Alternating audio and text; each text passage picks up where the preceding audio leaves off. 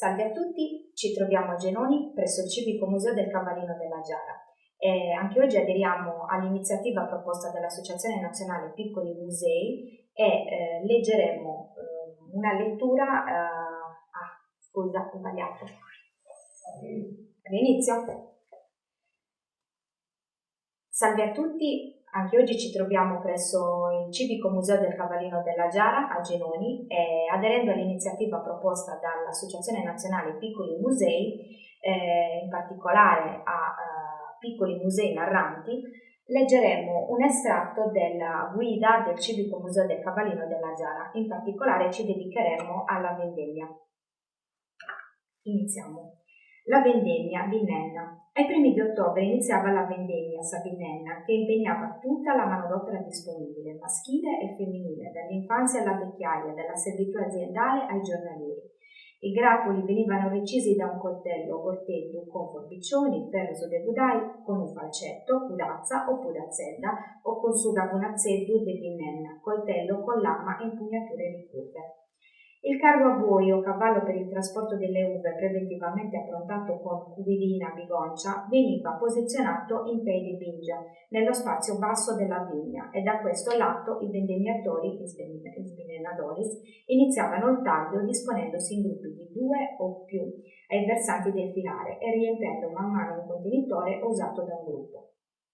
Ogni gruppo si provvedeva infatti di un contenitore di canne, cadineddu o scarteddu, cesti di varia forma e capienza o di giunco, zinnida, come s'asporta, la sporta che una volta pieno si portava al versante, il contenuto della bigoncia, cuvidina, sistemata sul pianale del carro. Nella divisione dei compiti tra i sessi e le età, quelli del trasporto della bigoncia dei piccoli contenitori alla bigoncia e poi in cantina dalla bigoncia agli altri contenitori e per le ulteriori lavorazioni erano di norma esclusivamente maschili, mentre tutte le altre operazioni della vendemmia erano di ambo i sessi e di tutte le età disponibili. Le donne e i bambini di solito partecipavano ai lavori della vendemmia, ma di norma non a quelli della vinificazione, con la sola eccezione della spremitura per calpestio. Come in genere dappertutto, anche in Sardegna, quelli della vendemmia, come quelli delle messe dei cereali, erano giorni di lavoro intenso ed eccezionale, ma anche di manifestazioni di gioia per la raccolta, sebbene con minore ritualità canonizzata di quanto accadeva per le messe del grano, oppure per la tosatura delle pecore. I giorni della vendemmia fino a ottobre, prima delle piogge, per ottenere concentrazioni zuccherine più alte, i vendemmiatori, i servidorisi e i servidoras e avventizi di ambo i sessi, di tutte le età, dai bambini agli anziani validi dall'alba, si recavano ai piedi della vigna, vestiti de brutto con abiti logori, magari da dismettere dopo la raccolta, qualcuno con panno avanti o davantari, grembiule muniti di contenitore, scartetto, cadineddu, sporta e di attrezzo da taglio, gortetto, pudazzedda, ferro de budai e di bertula, bisaccia per le vettovaglie. Sia perché si trattava di un momento emergente del lavoro e di solito positivo quale la raccolta, e data anche la presenza insolita di operatori di ambo i sessi di tutte le età. Durante il lavoro si intrecciavano canti, mutettus a trallallera e oppu, arie religiose, preghiere, lazzi, corteggiamenti accompagnati anche da annigrido nitrito. A mezza mattina e a metà pomeriggio, con la partenza del carro con la bigoncia, sosta per la merenda, mruzzu e merenda, mentre per la pausa del pranzo c'era fermata totale. I binnenadori portavano da casa l'acqua, il pane e il singaungiu, il companatico, e magari anche una quantità eccezionale di vino anche in segno di festa. Qualche padrone, pasti e anche fuori pasto, consentiva il consumo dell'uva, spesso furtivo.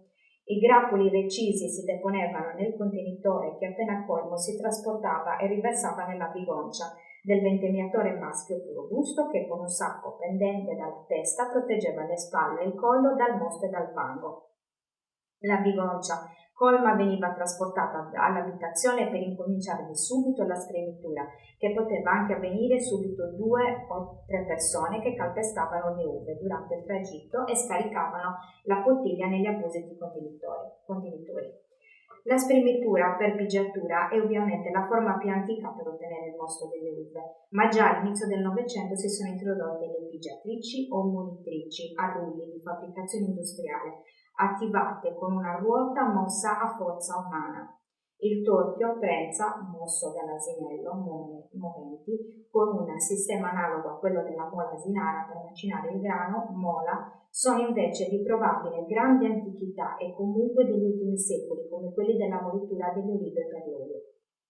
Lungo le vie del paese l'uva in bigoncia sul carro veniva solitamente protetta con un panno per evitare desideri e invidie e magari le richieste o addirittura l'assalto degli estranei, soprattutto dei ragazzi che in codazzo usavano chiedere uva, che però non si usava lesinare troppo. In vigna si stendeva per terra un telo su cui riversare le uve recise in attesa del rientro del carro. A fine giornata i lavoratori solitamente nelle piccole aziende ricevevano in dono nozu in aggiunta alla paga a fine vendemmia 2 gradi d'uva. L'usanza non vigeva nelle grandi aziende dove il numero dei vendemmiatori Binnenna Doris e la durata della vendemmia la rendeva troppo onerosa.